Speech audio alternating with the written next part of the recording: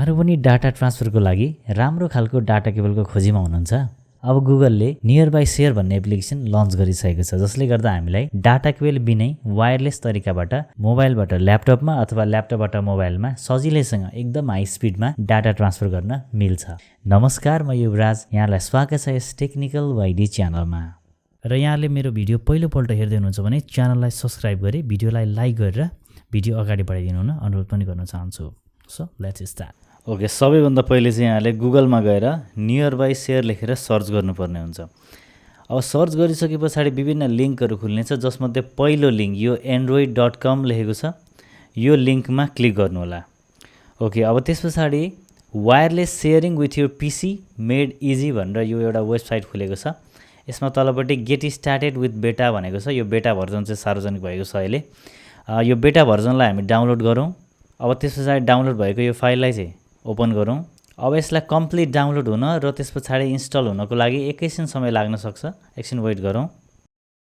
अब यसमा चाहिँ साइन इन र अर्को युज विदाउट एन एकाउन्ट भन्ने दुईटा अप्सन रहेको छ। यहाँले चाहिँ आफ्नो गुगल एकाउन्टबाट चाहिँ साइन इन पनि गर्न सक्नुहुन्छ र तपाईँले चाहिँ युज विदाउट एन एकाउन्ट पनि गर्न सक्नुहुन्छ। म चाहिँ अहिले युज विदाउट एन एकाउन्टमा क्लिक गर्दैछु। ओके, अब यहाँ चाहिँ set up near by share भनेको छ, भिजिबल टु अदर्स एज। अब यसमा तपाईँले आफ्नो पिसीको नाम दिनु होला। अब त्यस पछाडि यसको अरू सेटिङहरू चाहिँ हामी एकछिनमा हेर्नेछौँ। यसलाई यतिकै डन गरे पनि हुन्छ। ओके, अब त्यस पछाडि लेफ्ट ह्यान्ड साइडमा डिभाइसेस हिडन देखाइरहेको छ, त्यहाँ क्लिक गरेर रिसिभ फ्रम एभ्रीवानमा क्लिक गर्नु होला र त्यस पछाडि keep everyone mode on all the टाइममा टिक लगाउनु होला। अब यति गरिसके पछाडि हाम्रो यो नियर बाई शेयर चाहिँ रेडी भइसकेको छ। अब नियर बाई शेयरबाट हाम्रो डेटा चाहिँ ट्रान्सफर गर्नको लागि चाहिँ तपाईँको मोबाइल र तपाईँको ल्यापटप वा कम्प्युटर चाहिँ एउटै नेटवर्कमा कनेक्सन भएको हुनुपर्छ। यहाँको चाहिँ वाइफाई छ भने एउटै वाइफाईमा कनेक्सन भएको हुनुपर्छ र त्यस पछाडि वाइफाई छैन भने यहाँले चाहिँ मोबाइलको हटस्पट अन गरेर त्यही हटस्पटबाट कनेक्सन गर्नुपर्ने हुन्छ।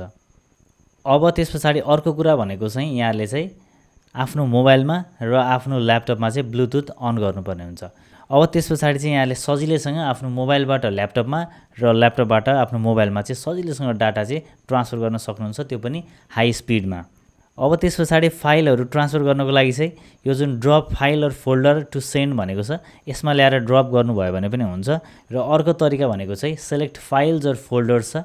अब यहाँ क्लिक गरेर पनि तपाईँले आफ्नो फाइल वा फोल्डरलाई सेलेक्सन गरेर डाटा चाहिँ ट्रान्सफर गर्न सक्नुहुन्छ आफ्नो मोबाइल डिभाइसमा।